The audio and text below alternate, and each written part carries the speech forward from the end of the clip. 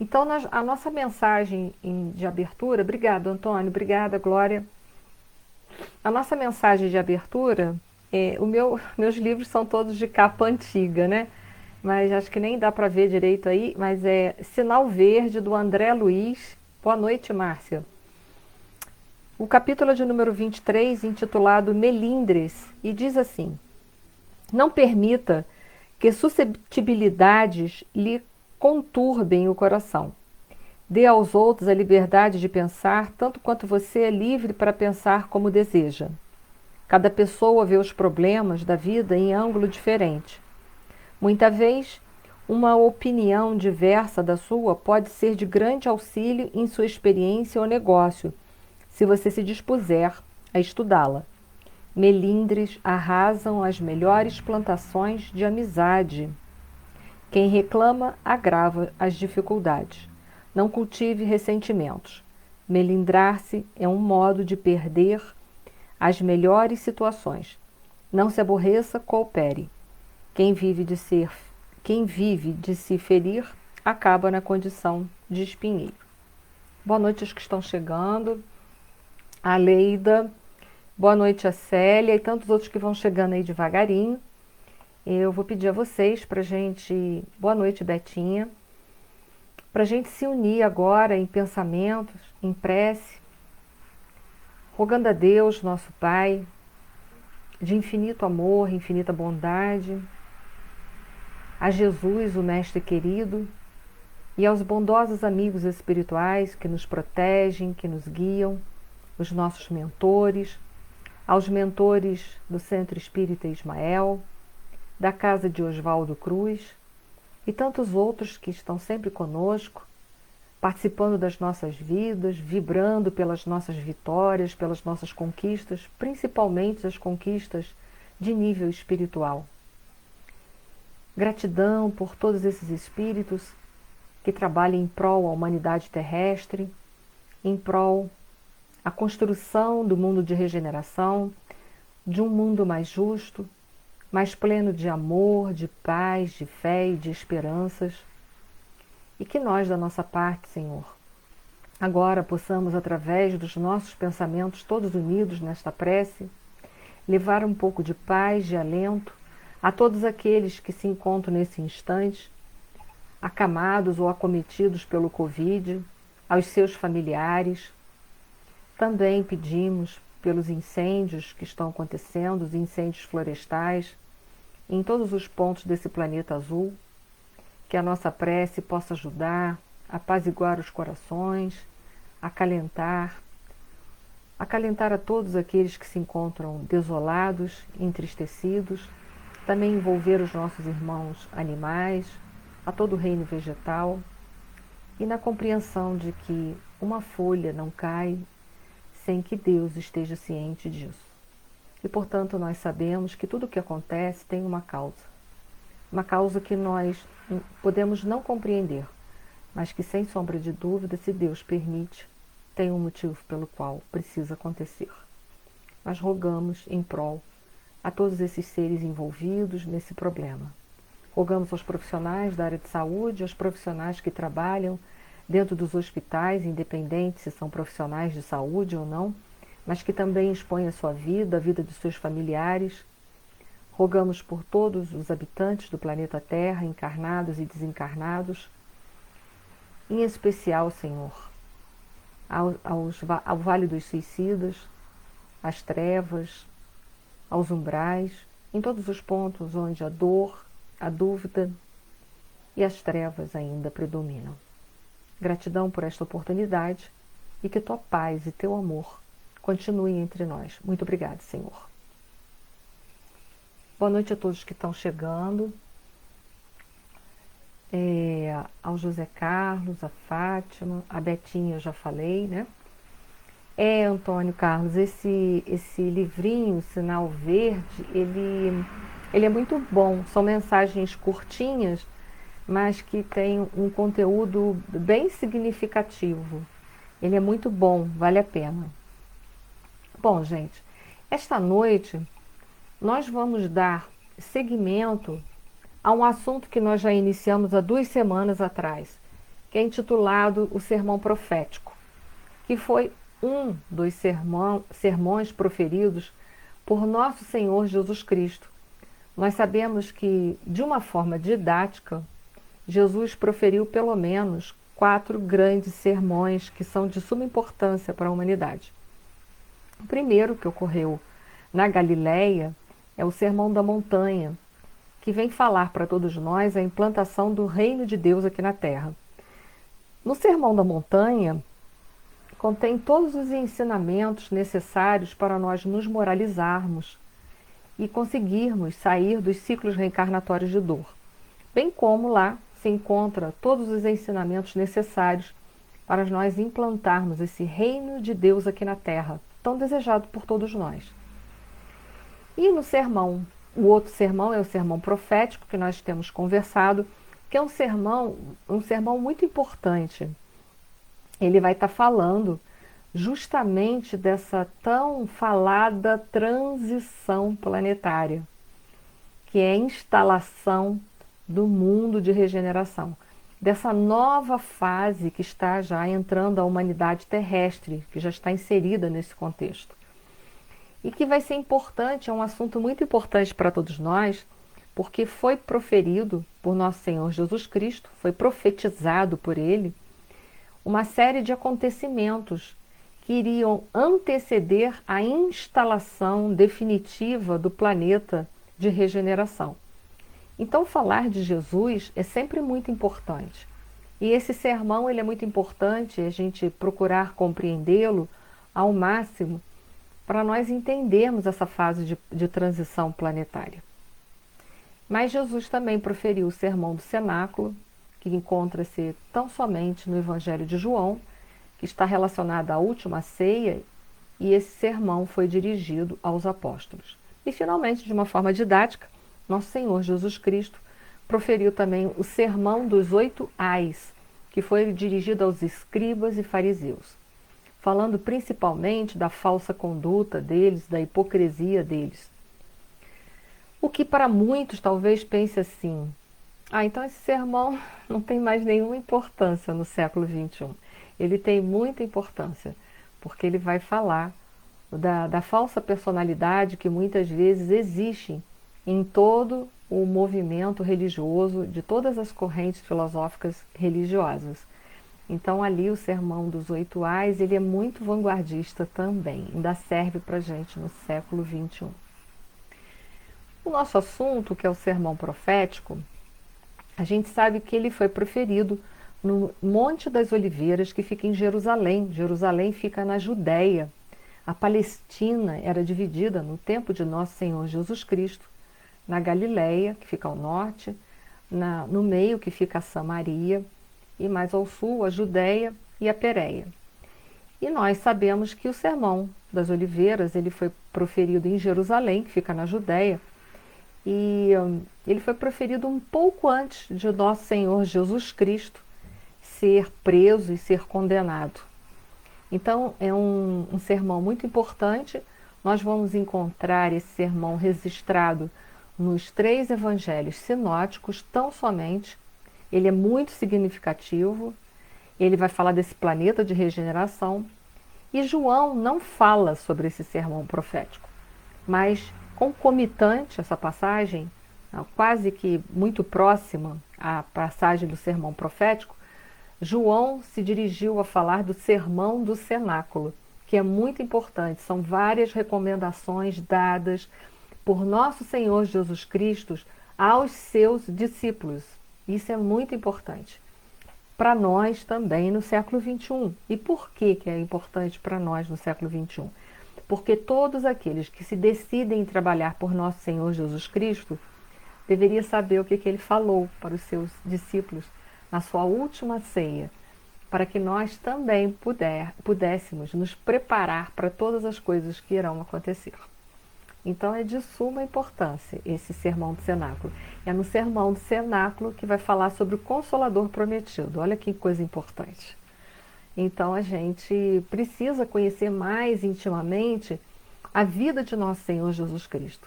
Até porque não é Ele o nosso modelo e guia. Então por que não falar muito de nosso Senhor Jesus Cristo? Nós temos que semear as suas palavras em todos os cantos da terra, porque Ele é o nosso modelo seguro, o nosso guia seguro. Ele é quem nós podemos seguir sem sombra de dúvidas, sem medo de errar. Então nós temos que falar muito de Jesus, isso é de suma importância. Eu trouxe hoje para vocês, inicialmente, do livro Entrevistas entre Irmãos, de Emmanuel e Francisco, da psicografia de Francisco Cândido Xavier, uma lição de número 53 desse livro, intitulado Os Tempos Estão Chegados. E vai estar falando justamente dessa transição planetária. Então foi perguntado assim: os espíritas dizem sobre a transição do nosso planeta. Os tempos estão chegados. O que diria Chico Xavier a esse respeito? E aí a resposta de Chico foi assim, que a gente sabe que ele estava sendo, inspirado por Emmanuel. Sim, chegados para um maior conhecimento da verdade, com o patrocínio da ciência. Então os tempos estão chegados, eu estou parando aqui agora, li só a primeira parte dessa resposta. Os tempos estão chegados para um maior conhecimento da verdade. Então agora é hora da gente aprofundar, porque esses tempos estão chegados, foi também a chegada do Consolador prometido para todos nós, que nos trouxe uma série de conhecimentos, uma série de aprofundamentos sobre as verdades deixadas por nosso Senhor Jesus Cristo. Então vou ler de novo a resposta do Chico Xavier. Sim, chegados para um maior conhecimento da verdade com o patrocínio da ciência.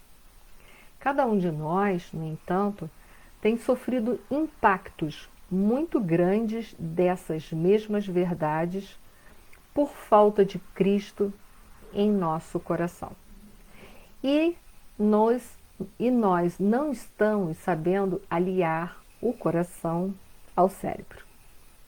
Temos uma inteligência talvez excessivamente cientificista, mas o coração um tanto quanto retardado. Precisamos desalojar o ódio, a inveja, o ciúme, a discórdia de nós mesmos, para que possamos chegar a uma solução em matéria de paz, de modo a sentirmos que os tempos estão chegados para a felicidade humana. Então, a mensagem é uma colocação muito sábia da espiritualidade para nós. Com certeza, Chico estava sendo inspirado por Emmanuel. Então, os tempos estão chegados para a gente se aprofundar em nós mesmos, para nós mergulharmos dentro de nós mesmos, limparmos a nossa casa mental, desalojar de lá tudo aquilo que não serve mais para nós, que é o ódio, que é a inveja, que é o ciúme, que é a discórdia, a maledicência, todos esses que são filhos diletos do orgulho e do egoísmo. Os tempos estão chegados para isso. É para isso que está chegando os tempos.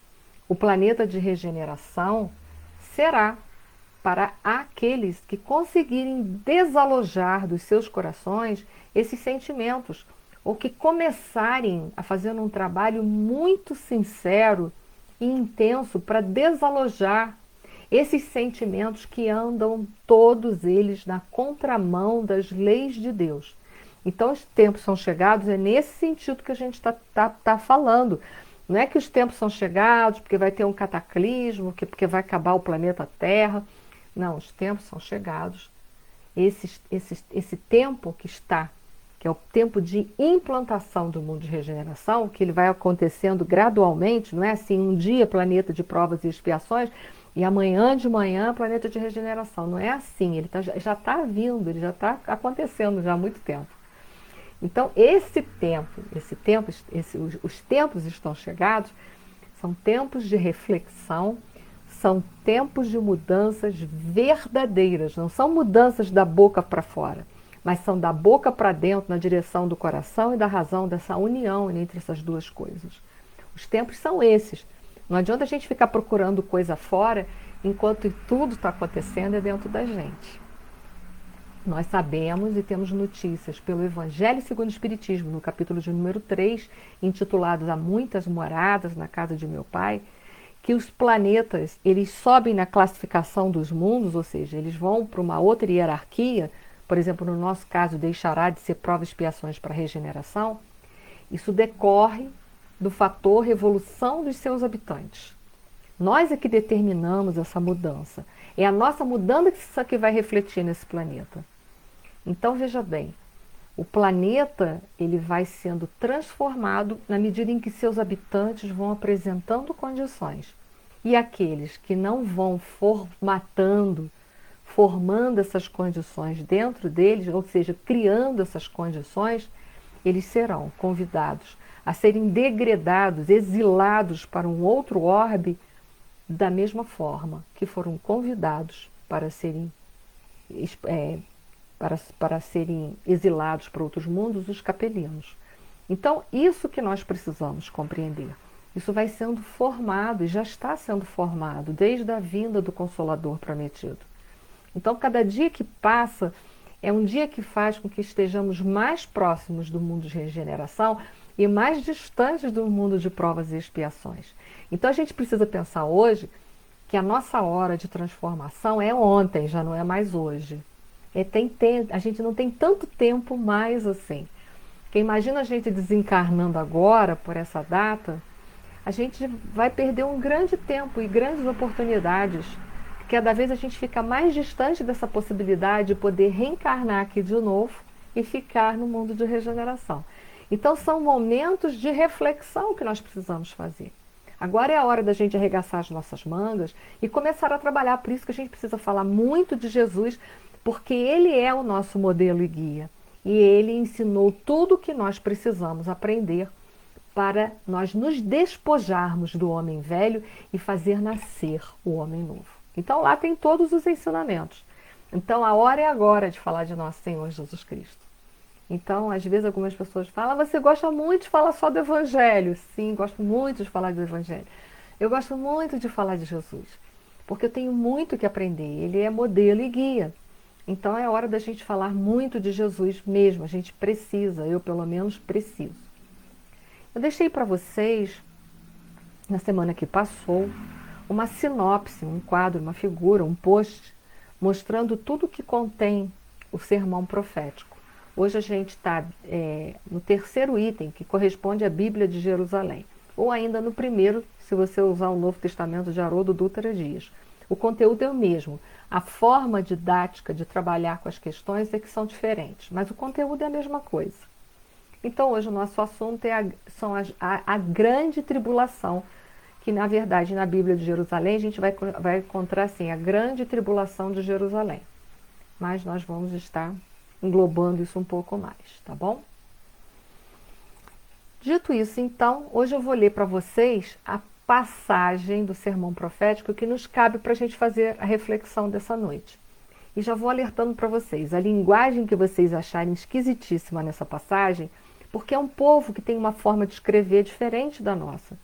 Não se preocupem, eu vou transformar isso em algo que vai ficar inteligível, ao alcance de todos nós. Ok? E é importante a gente consultar essas coisas, o Velho Testamento, o Novo Testamento. A gente precisa se familiarizar para poder entender o que está lá. E é o que a gente vai fazer aqui essa noite. A gente vai traduzir o que ficar difícil, porque eles utilizam muito de uma linguagem simbólica. Então fica difícil. De vez por outra a gente tem que recorrer lá atrás, no contexto, lá da história deles, para a gente entender o que está se passando aqui e agora. É assim mesmo, faz parte de um povo. Se esse povo for ler a nossa literatura, eles também vão ter que se familiarizar com a nossa literatura. Se a gente for ler uma literatura do povo chinês, a gente tem que se familiarizar com a cultura daquele povo para a gente poder entender os textos. É assim com todos os lugares. Para onde a gente for, texto que a gente lê de outras culturas, a gente tem que se familiarizar com as outras culturas para poder entender os textos. Ok? Então vamos dizer, hoje o que nos cabe? Hoje o que nós vamos conversar essa noite é o Mateus capítulo 24, nós ainda estamos no capítulo 24 de Mateus, e os versículos que nós vamos trabalhar essa noite, atualizando, contextualizando, trazendo para o século XXI. Nós vamos voltar na história, depois nós vamos voltar nós vamos trazer para o século XXI, nós vamos fazer assim. É o capítulo 15, é o capítulo 24, versículo 15 a 25, que diz assim: Quando, pois, virdes que a abominação da desolação, de que falou o profeta Daniel, está no lugar santo, quem lê, que entenda. Então os que estiverem na Judéia, que fujam para os montes, e quem estiver sobre o telhado, não desça a tirar alguma coisa de sua casa. E quem estiver no campo, não volte atrás a buscar as suas vestes. Mas ai das grávidas, e das que amamentarem naqueles dias. E orai para que a vossa fuga não aconteça no inverno nem no sábado, porque haverá então grande aflição, como nunca houve desde o princípio do mundo até agora, nem tampouco haverá jamais. E se aqueles dias não fossem abreviados, nenhuma carne se salvaria, mas por causa dos escolhidos serão abreviados aqueles dias. Então, se alguém vos disser, eis que o Cristo está ali, ou aqui, ou ali, não lhe deis crédito, porque surgirão falsos cristos e falsos profetas, e farão tão grandes sinais e prodígios, que, se possível fora, enganariam até os escolhidos. Eis que eu vou-lo tenho dito. Então, muitos devem ter pensado assim, ele já começa dizendo assim, quando, pois, vis a abominação da desolação, de quem falou o profeta Daniel, que está no lugar santo, quem lê entenda. A gente deve ter tentado, já não entendi nada. E aí que a gente vai fazer essa noite é trabalhar com essas questões, traduzir e trazer para o nosso século, ok? Nós não podemos esquecer, quem vem seguindo os estudos já há 2 semanas, que a gente sabe que o sermão profético, ele vai destacar 4 ordens de ideias, que a gente não pode esquecer disso agora para a gente entender os contextos dessa noite. O primeiro sermão profético, ele vai dar um alerta para a humanidade do que vai acontecer. Ele vai mostrar os sinais que acontecerão, que antecederão todos esses fatos. A descrição da natureza das tribulações, que a gente viu na última vez, que são amplas. O comportamento dos verdadeiros cristãos perante os acontecimentos, quem é que realmente está seguindo Jesus ou não. E, finalmente, os aspectos significativos do reinado da paz. Então, isso a gente não pode esquecer, porque hoje a gente vai estar respondendo, meio que falando, meio que destacando essas 4 ordens dentro dos textos apresentados essa noite. Talvez muitos devem pensar assim, esse texto aí foi tratado em alguma obra básica? Foi tratado. Lembra que eu falei para vocês, se vocês quiserem estudar o sermão profético, vocês têm que estudar o capítulo 16, 17 e 18 do livro A Gênesis. Lá, Kardec trabalhou com muitas partes do sermão profético, explicando. E a de hoje, então, ele fez isso mesmo. Porque o texto começa assim, quando, pois, virdes que a abominação da desolação... Então, Kardec já começa dizendo assim, essa expressão, Kardec, no capítulo 17, intitulado Sinais Precursores, na nota, ele diz assim, esta expressão, abominação da desolação, não só carece de sentido, como se presta ao ridículo. Quer dizer, foi uma tradução errada, com certeza. Então, ele diz assim, a tradução de Oosterwald, que eu não sei quem é um estudioso, né, dos evangelhos, provavelmente um teólogo, ele diz assim, a abominação que causa desolação, o que é muito diferente. Então, provavelmente foi na hora da tradução colocaram dessa forma. Então, Allan Kardec chama atenção para a gente, isso daí. Na verdade, o texto deveria ser a abominação que causa desolação, porque ele diz, o sentido então se torna perfeitamente claro, porquanto se compreende que as abominações, as coisas ruins, hajam de acarretar a desolação como castigo. E é verdade. Então, com certeza, aí já houve um erro de tradução, ok? Quando a abominação de Jesus se instalar no lugar santo, também a desolação para aí virá, e isso constituirá um sinal de que estão próximos os tempos. Então vamos lá, vamos começar a traduzir isso aqui. Então a primeira coisa que a gente viu, que a maioria dos textos, a tradução tá equivocada, porque não tem sentido a colocação dos textos. Mas se a gente entender toda abominação, é claro que vai provocar como consequência uma desolação. Então, isso tem mais coerência. Então, a gente ainda tem que trabalhar também com os erros de tradução. Então, quando a gente vai ler sobre a cultura desse povo, ou no Velho Testamento ou no Novo Testamento, ainda tem que se contar com as questões de erro de tradução, que às vezes fazem com que se perca totalmente o sentido. Então, vamos ler de novo o versículo com a nova colocação de Kardec. Quando, pois, virdes que a abominação que causa desolação, de que falou o profeta Daniel, está no lugar santo, quem lê que entenda. Bom, para isso a gente tem que contextualizar. Quem é o profeta Daniel?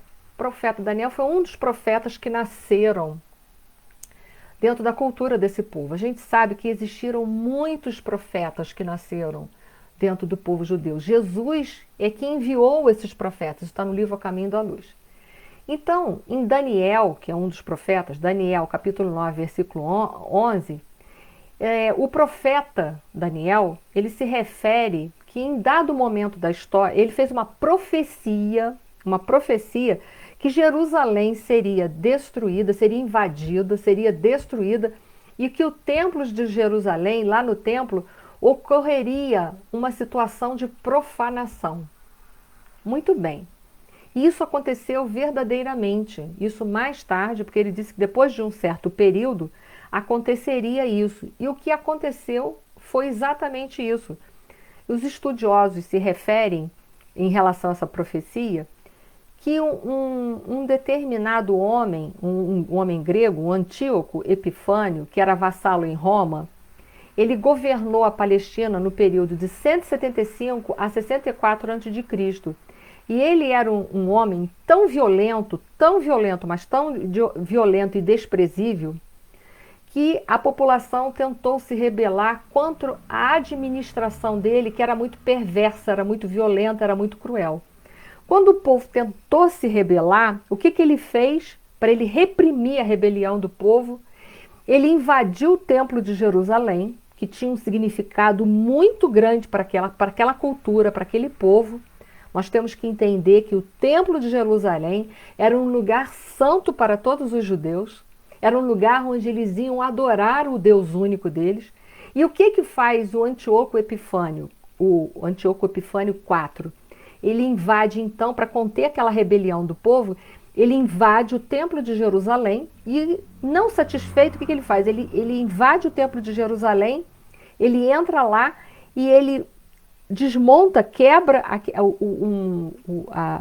a estrutura do templo e monta um altar para Zeus lá dentro e oferece um suíno como sacrifício. Nossa, isso foi o suficiente para os judeus. Por quê? Que isso foi uma abominação, porque aquilo ali representava para aquele povo uma idolatria. Ele levou um deus grego, um deus romano, né, para dentro, um deus grego para dentro do templo de Jerusalém. Ele quebra, arma um altar para Zeus e mata um suíno e oferece aquilo como oferenda para Zeus. Para aquele povo isso foi o fim da picada, porque aquela atitude dele estava contaminando um lugar que era santo no coração de todo Israel. Ou seja, o templo foi totalmente contaminado. Então isso foi um motivo de abominação para todos eles, que provocou para eles muita desolação para aquele povo. O povo ficou arrasado, e a gente imagina, porque isso é uma falta de respeito inenarrável, né? Literalmente. Então Jesus, quando ele volta e ele fala, quando pois virdes a abominação da dissolução, e que falou o profeta de Daniel, ele está se referindo a esse momento de profanação do templo de Jerusalém. E olha que interessante. Só que Jesus agora, ele cita o profeta Daniel, falando da profanação, e no sermão profético ele vai dizer o quê? Que Jerusalém seria destruída, mostrando para os seus discípulos o quê? Que novamente a cidade de Jerusalém, ela seria invadida, o templo seria destruído novamente, eles sofreriam mais uma vez uma abominação e uma desolação. Mas a gente tem que entender que, claro que nosso Senhor Jesus Cristo, ele quis deixar uma mensagem muito mais profunda sobre a destruição do Templo de Jerusalém, Coisa essa que nós falamos na nossa última conversa. Para mostrar para esse povo, voltando um pouquinho atrás, desculpa, gente, eu esqueci um dado importante, o que aconteceu verdadeiramente 70 depois de Cristo, o Templo de Jerusalém realmente foi destruído e foi invadido, tá?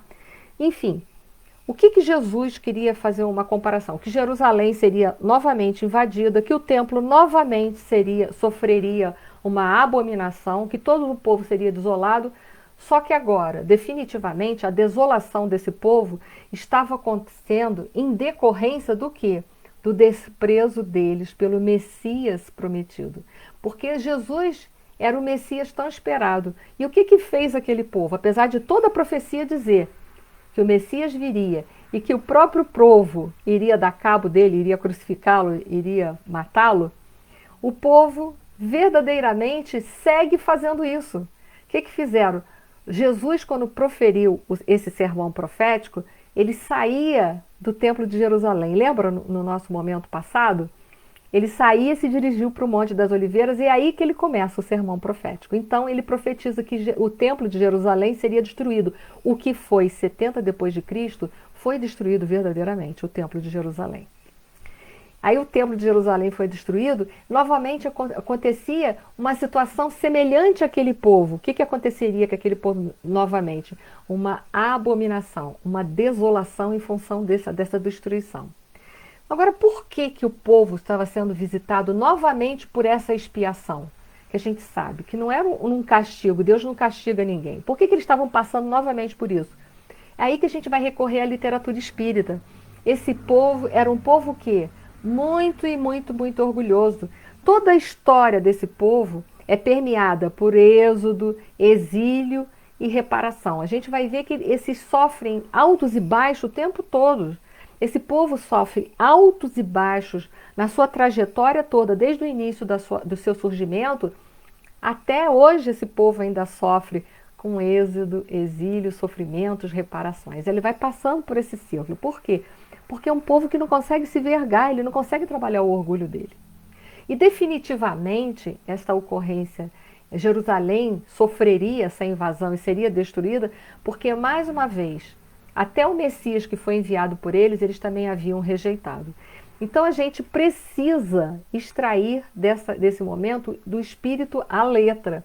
E para a gente fazer esse entendimento, a gente tem que voltar e entender a história desse povo, desse contexto, para a gente entender que novamente esse povo iria sofrer, o povo em si sofreria por causa do seu orgulho. Mas Jesus deixava mais uma mensagem para a gente, de que a cidade deles santa, que é Jerusalém, ela seria invadida e que o templo, que era um lugar sagrado em que eles verdadeiramente adoravam Deus único, também seria totalmente destruído. Jesus deixava mais uma mensagem para a humanidade. Agora, não mais só para aquele povo, mas mostrando para todos nós, nesse sermão profético, que se os templos religiosos, se essa questão religiosa, os valores religiosos desse povo, simbolicamente, pela destruição do templo, eles viriam a perecer, o que ele está querendo ensinar para todos nós? Que essa destruição desse templo, simbolicamente, ela vai significar para a gente um largo período de inversões de valores, que geralmente são promovidas pelo mais forte, pela sede de poder, pelos interesses pessoais, com a intenção que de dominar e submeter a população. E aí a gente pergunta, vamos lembrar todos nós um pouquinho que nós sabemos de história da humanidade, o que acontece depois da morte de nosso Senhor Jesus Cristo? Houve muitas guerras, houve muitos conflitos. E hoje, e não só hoje, mas hoje principalmente, no século XX, XXI, nós estamos vivendo um grande período de inversão de valores. Então, o sermão profético, quando ele fala dessa destruição do Templo de Jerusalém, dessa profanação do Templo de Jerusalém, ele não só está dando um recado para aquele povo orgulhoso para mudar as suas características internas, como ele está mostrando para a gente que essa destruição desse templo significa um largo período de inversões de valores. Por isso que ele diz assim, quem lê, entenda. Porque as coisas estavam nas entrelinhas, eram simbólicas, nós precisávamos compreender. Jerusalém é uma cidade santa, foi invadida, foi destruída. O templo significa o lugar onde nós vamos reforçar os nossos valores espirituais através da nossa conexão com o Pai. Também seria destruído. Então ele está mostrando para a humanidade que a humanidade terrestre, em função de não compreender verdadeiramente os ensinamentos do Messias, que veio pessoalmente, né, que representaria para nós espíritas a segunda revelação, por nós não estarmos sabendo interpretar e viver adequadamente, nós viveríamos um largo período de inversões de valores. E aí eu pergunto para vocês, nós estamos vivendo um largo período de inversões de valores? Né? Fica aí a significação. O que representa uma inversão de valores? Parece uma pergunta óbvia, mas não é óbvia para toda a comunidade terrestre. Mas então vamos lá. Os valores morais, elas definem o nosso perfil, o nosso caráter, a nossa personalidade, né? Define toda a nossa vida. Então nós temos que compreender que quando a nossa vida não está permeada por valores morais, não está permeada, nós somos pessoas que estamos vivendo na contramão de tudo quanto é valor real. Ou seja, os valores morais são conjuntos de regras, de leis. Mas para nós religiosos ou para nós espíritas, o que representam os valores morais? Eles representam as leis de Deus, que deveriam, as leis de Deus, estarem permeando o nosso caráter, a nossa personalidade, o nosso modo de comportamento dentro da sociedade. Quando ele não está permeado, quando o nosso comportamento, a nossa personalidade não é permeada pelas leis de Deus, nós vivemos aquilo que a humanidade chama de inversões de valores, que representa para nós andar na contramão das leis divinas. E aí eu pergunto para vocês, onde é que está escrito as leis de Deus? Todo mundo já deve saber que é a questão 621 do Livro dos Espíritos. Está escrito na nossa consciência. Por isso que são chegados os tempos, é um tempo de transformação, de mergulho no mundo interno, de transformar o homem velho no homem novo. E é justamente só mergulhando internamente que nós vamos poder fazer isso, porque é mergulhando internamente que nós vamos ver quem somos e ao mesmo tempo nós vamos poder entrar em contato com o quê? Com as leis de Deus que estão dentro da gente. Porque caso contrário, a gente poderá estar vivendo um período de inversão de valores e nem saber. Por isso que eu falei para vocês, parece uma definição simples para a humanidade, mas não é para todo mundo. Quanta gente está vivendo a vida e está achando que aquilo que ele está fazendo está dentro das leis de Deus. Mas são homens que não param para refletir o seu comportamento, que não avaliam o seu comportamento, o seu caráter. Às vezes fala dos outros, mas não avalia o seu. Então, para muita gente pode estar vivendo um período de inversão de valores, mas está vivendo isso de uma forma inconsciente. Por quê? Porque não penetra dentro de si, está com a sua consciência adormecida. Então está vivendo um período de inversão de valores e nem sabe que está nesse período de inversão de valores. Por isso, a importância do conhece-te a ti mesmo. Porque quanto mais o homem mergulhar dentro do seu mundo interior, mais ele vai saber se ele está vivendo inversões de valores ou se ele está vivendo as leis de Deus. Por isso que são chegados os tempos, conforme entende a espiritualidade, nos dizeres de Emmanuel, ele representa esse mergulho o homem mergulhar dentro do seu próprio mundo interior e transformar o homem velho num homem novo. Foi, gente? E nós estamos vivendo num período de inversões de valores, em que o ter é mais importante do que o ser. Porque enquanto o homem está vivendo do ter, eu tenho que comprar isso, eu tenho que comprar aquilo para ser uma pessoa importante, para ser aceito na sociedade, para as pessoas me darem valor. Enquanto o homem está vivendo o ter, ele está deixando de ser. E o que é deixar de ser? É mergulhar dentro de si e se conhecer, saber quem somos, com os nossos valores e com os nossos vícios. E ao mesmo tempo esse mergulho internamente vai nos permitir enxergarmos as leis de Deus e nós podermos então direcionar a nossa vida na direção das leis de Deus. Então, o homem que vive o ter e não o ser é um homem que está na contramão de tudo isso, é um homem que está vivendo na inversão dos valores. E aí a gente já vai vendo que essa fatia da humanidade cresce muito mais. que quantos estão vivendo de aparências hoje na sociedade? Quanta gente acha que é mais importante comprar isso, aquilo, outro, do que se transformar numa pessoa melhor? Nós estamos vivendo uma época em que, por exemplo, a desonestidade virou qualidade, que parece que é bom ser esperto e passar a perna nos outros, que parece que isso é que é importante. Isso no Brasil a gente vê com muita clareza. Parece que hoje em dia não vale a pena ser bom, que parece que são os desonestos que conseguem se dar bem na vida e que só os bobos que não conseguem. Hoje a gente está vivendo muito isso dentro da cultura brasileira. Então, inversão de valores é isso. É uma época em que é mais cultuada a desonestidade do que a honestidade propriamente dita. É uma época em que as coisas valem mais do que as pessoas. É uma outra inversão de valores também. Mas isso tudo se dá quando o homem não mergulha dentro dele mesmo. Por isso Sócrates dizia a importância de conhece-te a ti mesmo. Essa é a grande importância. Quer se libertar dos ciclos reencarnatórios de dor?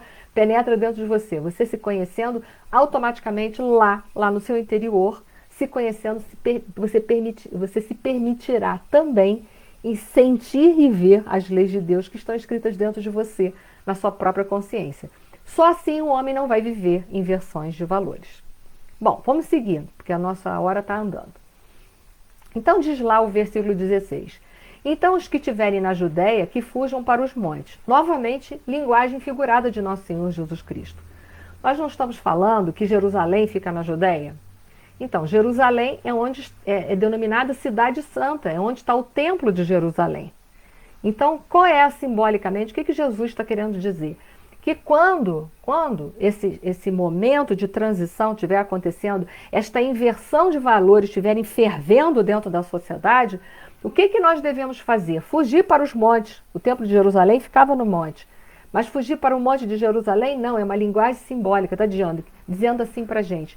Diante dos caminhos da dor, o que você deve fazer? Você deve olhar para cima, você deve se dirigir para as regiões espirituais, você deve se dirigir ao alto e se espiritualizar. Então é um convite, é o alerta que está lá no sermão profético.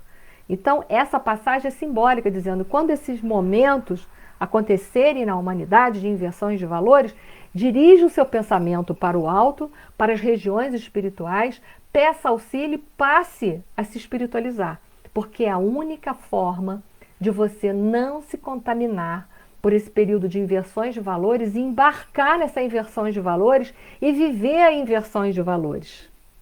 Espero que eu esteja me fazendo clara para vocês, né? Aí continua a mensagem simbólica que pede a gente para na hora da dor a gente verticalizar os nossos sentimentos, buscar a espiritualidade, pedir ajuda e se espiritualizar para fugir de tudo isso que está acontecendo ao nosso redor, porque só assim a gente vai poder ser escolhido para ficar no mundo de regeneração. Então a lição continua no versículo 17 e 18. E quem estiver sob telhado, não desça a tirar alguma coisa de sua casa. E quem estiver no campo, não volte para trás a buscar as suas vestes. O que significa descer do telhado? Que nós não devemos levar para o mundo novo, que é o mundo de regeneração, as ideias do passado. Porque nesse mundo que vai se inaugurar, não cabe mais os problemas que existem dentro do homem velho. Então, descer do telhado está querendo dizer para a gente o seguinte, não volta para trás não. Não leve para o mundo novo o homem velho, porque lá não comporta, lá não cabe mais. Se você quer ingressar no mundo novo, você precisa transformar o homem velho no homem novo. Então é a lição do desapego, desapegar-se o quê? Do velho, daquele homem orgulhoso, daquele homem maledicente, daquele homem impaciente, de todas essas vicissitudes, largar para trás, se desapegar disso. E ele diz, e quem estiver no campo não volte a olhar para trás a buscar as suas vestes. Ou seja, não devemos buscar nada. Quem estiver no campo não busca a túnica. Nós significa que nós devemos ser vigilantes quando esses novos tempos estiverem chegados.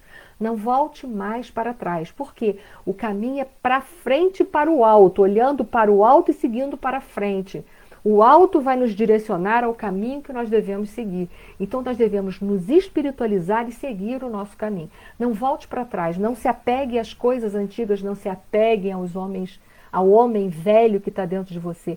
Transmute esse homem, Transforme esse homem velho em homem novo, em homem renovado, em homem que sabe amar sem condições, em homem que sabe perdoar sem condições, em homem que vai fazer o bem pelo bem e não na troca, se eu faço bem a você, se você fizer para mim, não, isso é troca, isso é barganha. Eu vou ser bom na sociedade, eu vou fazer o bem para o outro pelo prazer de fazer o bem, pelo bem que o bem me faz, para que eu tenha uma consciência tranquila e límpida.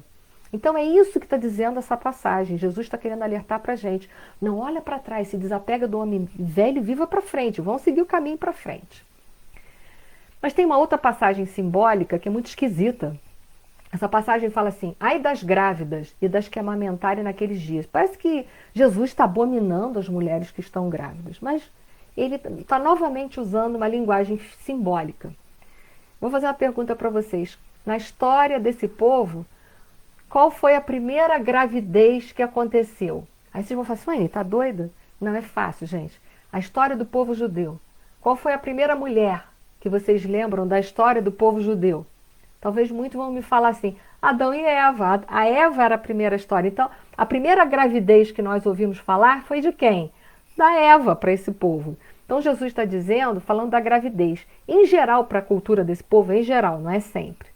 Em geral, a gravidez está relacionada às impurezas cometidas pelo povo de Israel.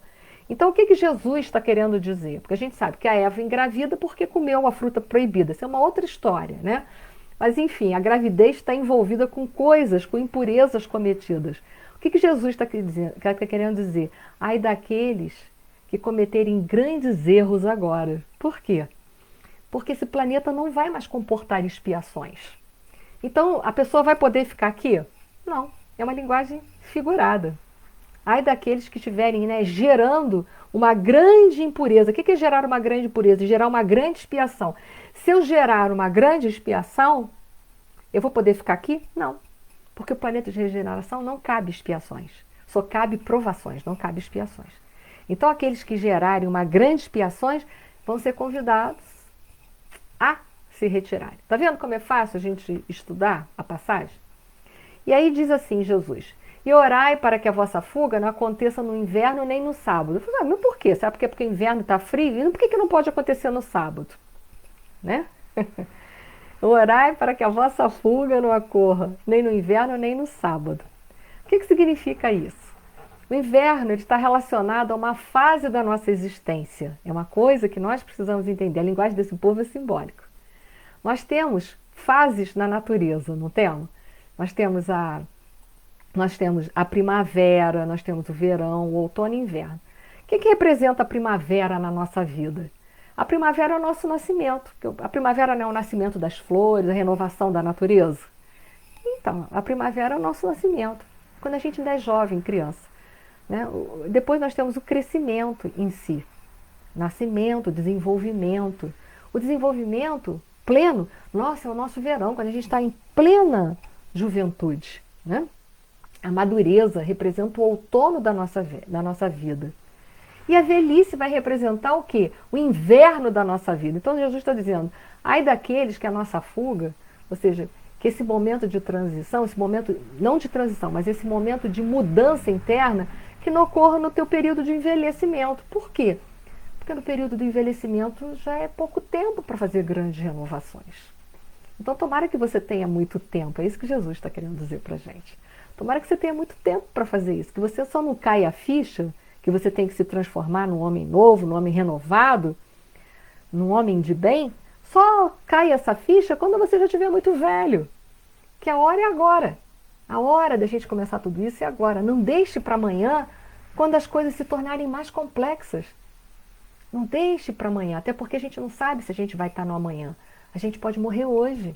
A gente não sabe quando é que a gente vai ser chamado. Então Jesus está usando de uma linguagem simbólica. Significa, abandone os cárceres dos teus vícios agora, não deixa para depois. Porque o ciclo da vida continua, a vida não para. A gente, hoje nasce uma criança na nossa família, amanhã a gente fala, meu Deus, essa criança já está na faculdade. Vocês devem ter casos assim na família. Às vezes a gente já fala assim, gente, mas já está tão grandinho assim que já pode estar na faculdade. Já está na faculdade, a gente fala, mas foi ontem que essa criança nasceu. A vida passa tão rápido que quando a gente vê não dá tempo para nada. Então qual é o tempo da gente se reformar? O tempo da gente se reformar é agora. Não deixa para amanhã o que você pode fazer hoje. Se você pode se reconciliar e consegue, faça agora. Se você pode ser uma pessoa melhor, faça agora.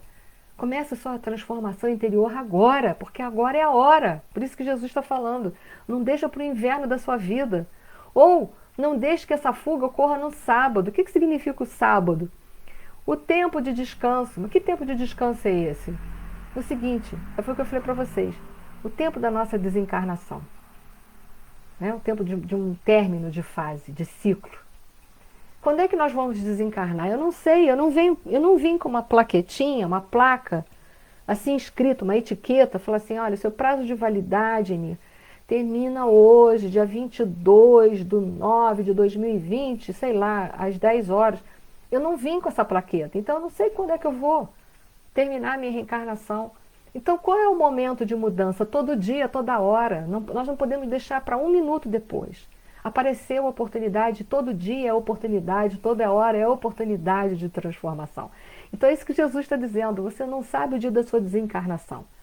Ele está alertando, ai daquele que deixa para fazer tudo depois, na velhice, aí tem pouco tempo. E aí daquele que deixa tudo para fazer amanhã, ele não sabe se amanhã ele vai estar aqui, mesmo que ele for jovem. Ele não sabe, porque a gente não sabe qual é a hora que a morte vai vir nos pegar.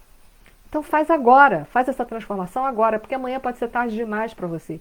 Então começa ontem o seu ciclo de transformação, porque daqui a pouco quando você olhar, o mundo de regeneração já está e você não vai poder ficar. Então a hora de transformar é ontem. Aí ele coloca assim, porque haverá então grande aflição. Claro, toda transformação tem aflição, como nunca houve desde o princípio do mundo até agora. Porque aí vai ter um momento de sermos exilados. Os que não forem aprovados vão ser exilados. Então, é um momento de grande sofrimento. Imagina, se a gente estiver aqui, vai deixar aqui um monte de gente que a gente ama. Imagina, se for a gente que ficar e as nossas almas queridas tiverem que ser exiladas para outro planeta. Quanto momento de sofrimento para toda a humanidade. Né? Mas aí ele coloca assim, nem tampouco há de haver, né? Nunca houve desde o princípio do mundo até agora, nem tampouco há de haver tanto momento de aflição, porque é momento de despedida, de ciclo, e às vezes é despedida temporária de afetos também. E se aqueles dias não fossem abreviados, ou seja, ele está dizendo que os dias serão abreviados, então terá um atenuante. Nenhuma carne se salvaria, mas por causa dos escolhidos serão abreviados aqueles dias. Ou seja, o que ele está querendo dizer? Que muitos virão trabalhar e muitos trabalharão em prol desse momento de transformação da humanidade. Então isso vai abreviar o sofrimento, porque muitos farão, esses que trabalharão em prol a essa fase de transição, eles alertarão a muitos que estão no caminho e abrirão os olhos para que as pessoas modifiquem, se transformem, para que elas possam ficar. E ao mesmo tempo ajudem aqueles que estão ao seu redor, que são suas almas queridas, sua família, a se transformar também para que todos nós possamos ficar juntos aqui nesse planeta de regeneração. Então Jesus está falando isso, mas será abreviado, porque os que trabalharem para o Cristo ajudarão a amenizar a fase dessas dores. Nós também poderemos trabalhar para o Cristo, mas a gente tem que fazer essa mudança dentro de nós para nós podermos trabalhar para o Cristo. Mas todos nós poderemos trabalhar nessa fase de transição. Estamos aqui para isso. E aí, gente, estamos terminando. Porque haverá então grande aflição, como nunca houve desde aquele tempo, a gente já viu, e aqueles dias não fossem abreviados, a gente também já viu, já terminei. Então, peraí, deixa eu ver aqui. Eu revoltei o slide. Então, últimos versículos são: então, se alguém vos disser, eis que o Cristo está aqui ou ali, não lhe deis crédito, porque surgirão falsos cristos e falsos profetas, e farão tão grandes sinais e prodígios que, se possível fora, enganariam até os escolhidos. Eis que eu vô-lo tenho predito. Então Jesus disse, vão aparecer muitas pessoas que dirão que estão trabalhando para mim, que estão me representando aqui na Terra, mas que em verdade só representam os seus próprios interesses pessoais. Isso a gente falou muito dos falsos cristos e falsos profetas na nossa palestra anterior. Aí eu peço a vocês que quem tiver alguma dúvida recorra à palestra anterior. Mas muitos se apresentarão como trabalhadores do Cristo, mas nem todos serão verdadeiramente trabalhadores do Cristo. Então, por isso que na última palestra a gente falou sobre os critérios abordados, criados por Kardec, para a gente afastar o falso daquilo que é verdadeiro, dentro dos nossos círculos de religião. Então, essas inversões de valores também acontecerão dentro dos movimentos religiosos. Então, nós precisamos ficar atentos. Nesses momentos de transição planetárias, muitos irão se desarvorar e tentar implantar o caos, e tentar convencer a todos nós que a inversão de valores é que é correto. Então a hora é agora de todos nós abrirmos os nossos olhos para as mensagens que Jesus deixou para nós há mais de 2000 anos e começarmos a viver essa mensagem, a trazer os ensinamentos de nosso Senhor Jesus Cristo para o nosso mundo interno. Sei que nós temos muitas dificuldades, eu também tenho. Mas agora é a hora de trazer esses ensinamentos para dentro e tentarmos viver com aqueles que estão ao nosso redor. Principalmente com aqueles que são difíceis à convivência. É ali que nós seremos testados para saber se nós já estamos transformando o homem velho em homem novo. É ali que nós seremos testados se nós verdadeiramente estamos conseguindo viver a mensagem de nosso Senhor Jesus Cristo. Porque são os desafetos que nos provocam e são os desafetos que nos facultam também a oportunidade de colocarmos as virtudes em prática. Porque ser virtuoso com quem já é, não é difícil, mas é muito difícil ser bom com aqueles que não são bons para nós. É muito difícil amar aqueles que vivem nos espizinhando. É muito difícil a gente perdoar aqueles que nos promovem sofrimentos. Então a hora é agora, todos nós seremos testados e esses testes são de suma importância para que nós possamos promover a nossa evolução espiritual e também merecermos ficar nesse planeta lindo, azul, nesse planeta que em breve será um mundo de regeneração. Muito obrigada a todos, espero que tenha sido de grande valia e espero que a gente possa dar prosseguimento a esses conhecimentos, espero que vocês possam emitir as suas opiniões. Ainda temos assuntos para falar sobre o sermão profético e que se fizermos, faremos nesse nível de ir traduzindo os versículos, trazendo para a nossa linguagem, para a nossa cultura e para a atualidade. Então, aqueles que desejarem, eu gostaria que vocês colocassem, porque as palestras são para vocês, principalmente para vocês do grupo. Se esse assunto é de interesse ainda da casa, se for, eu poderei dar seguimento nas semanas que seguirão, ok? Vocês têm aí toda a sinopse do que contém os assuntos, e aí vocês poderão decidir se esse assunto é conveniente ou não prosseguir. Não ficarei chateada se vocês falarem, a gente não quer prosseguir com o assunto, tá? Não ficarei. Muito obrigada a todos. Vamos agora elevar o nosso pensamento a Deus, agradecer a Deus a oportunidade da doutrina dos Espíritos na nossa vida, a oportunidade de termos contatos com os ensinamentos de nosso Senhor Jesus Cristo, o nosso modelo e guia, e que nós possamos ter força, fé e coragem para colocar esses ensinamentos dentro de nós, de transformar os nossos vícios em virtudes. Porque para isso precisamos de muita coragem. E que possamos ter essa coragem, porque todos nós merecemos ser felizes, porque somos filhos de Deus e merecemos ficar aqui, todos nós.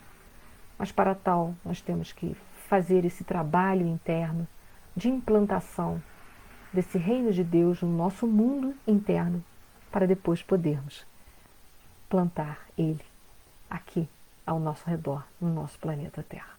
Tudo ocorre dentro primeiro. Gratidão, Senhor, por esses momentos, que a tua paz e teu amor fique conosco durante toda essa semana. Gratidão. Gratidão a todos. Obrigada.